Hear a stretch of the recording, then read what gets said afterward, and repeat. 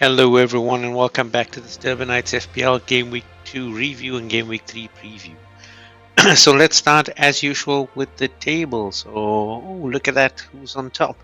A very good week for me specifically, just falling short of Centurions, but not the only one. A few good scores there, high in the 80s, 70s as well. You can see a bit of change on the table. Even our champion moving up into the top half, so things are starting to take shape. Now, looking at the play selection, a big drop here. Just Isaac and Haaland, so just the two strikers that feature across most of the teams. Everybody else is actually then quite dispersed. That leads us to some differentiators. Heung-min Son, Kevin De Bruyne, Luis Diaz, Emil Smith-Rowe coming good at Fulham, and Cole Palmer, who is still too expensive to be included in most teams. Now, looking at how that impacted the hits and misses, call out here for Zai, who did a midfield maestro, 66 points from that insane midfield, including Cole Palmer, including Heung-min Son. Really big result out from there. And then looking at the super strikers, so quite a few coining it. 34 of the 35 points coming from those that captain Erling Haaland, so Fatih Sachs, myself, Mobs, and Azra all scoring high there. Looking at the misses, just one. Zakia having a hot bench this week, 21 points sitting on reserve.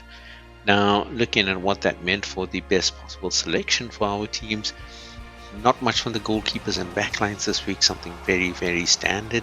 Neto taking the place of Leno just because of the lower cost. Robinson, Saliba, Pedro Porro up in the back there, but then 5 across that midfield. Look at that, Kevin De Bruyne, Son, Palmer, Smith-Rowe and Luis Diaz. Big scores coming out of that. And then up front, Nicholas Jackson doing well for Chelsea in that 6-2 win, and Erling Haaland with his hat-trick. So really good performance there.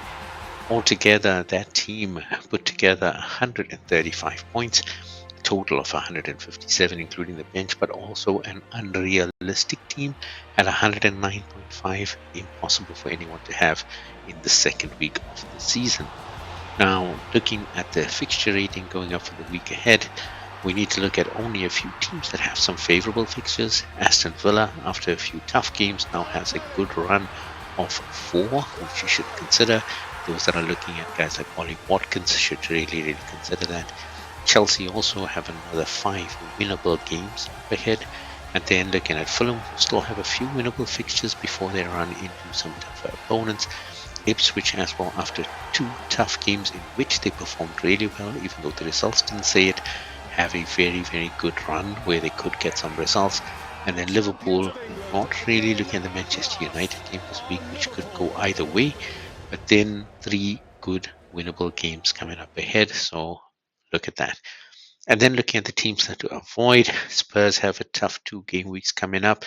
Not saying that they can't win and not saying that they can't score, but Newcastle have beaten them 10-0 on aggregate in the last 2 meetings, and Arsenal, of course, their rivals who are challenging for the title this year once again. It's going to be a tough one. Crystal Palace at a rampant Chelsea. Then you've got Brighton, who are unbeaten but coming up against Arsenal this week. Manchester United, who are taking on Liverpool, which is going to be a tough one. West Ham taking on City, who are again looking to assert themselves at the top. And Arsenal, as you can see, you've got Brighton this week, but then Spurs and Manchester City. All in all, not a very comfortable run for them. What does that mean? Let's look at transfer news now. Some new ads in here. So Federico Chiesa signing for Liverpool, so he's now going to join the fray there, not in the game week selection for this week, probably next week. And then also looking at Wilson Odobert coming in for Tottenham Hotspur to join that.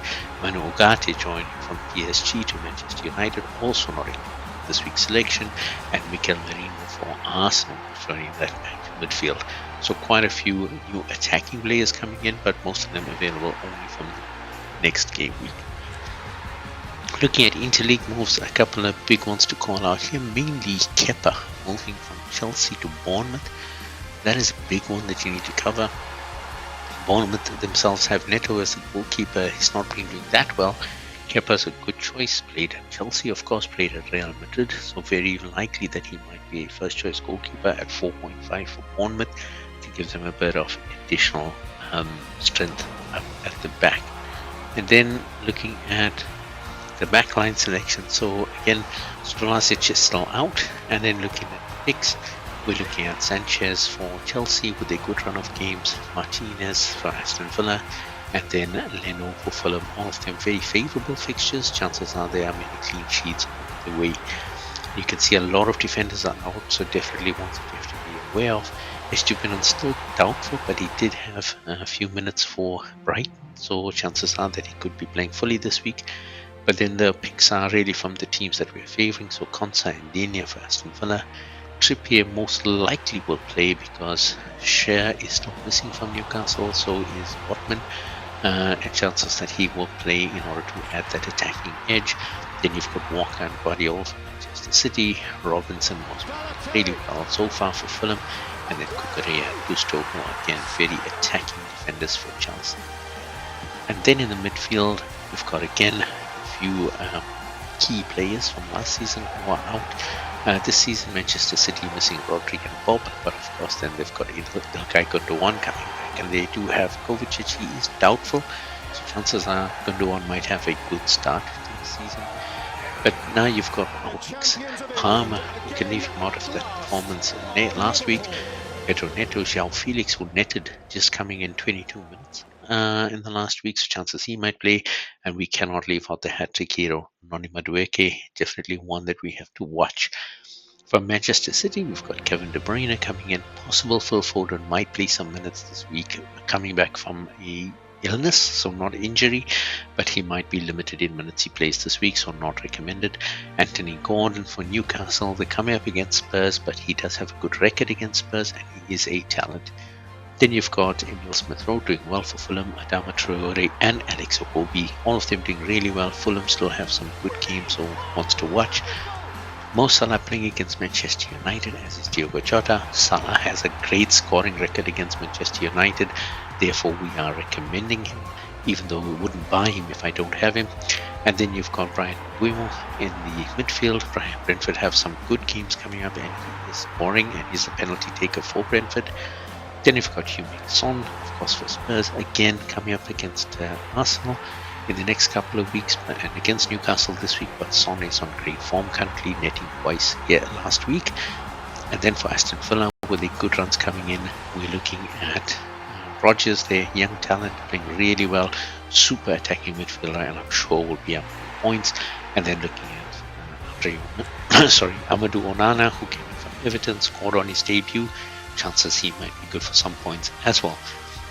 And then a recommendation for Ipswich. They have some fairly good games coming up. Mari Hutchinson is Chelsea, super young talent, really fast, really good at attacking, has looked good against Liverpool and against City, so chances that he will also get with the points. He's a good budget pick.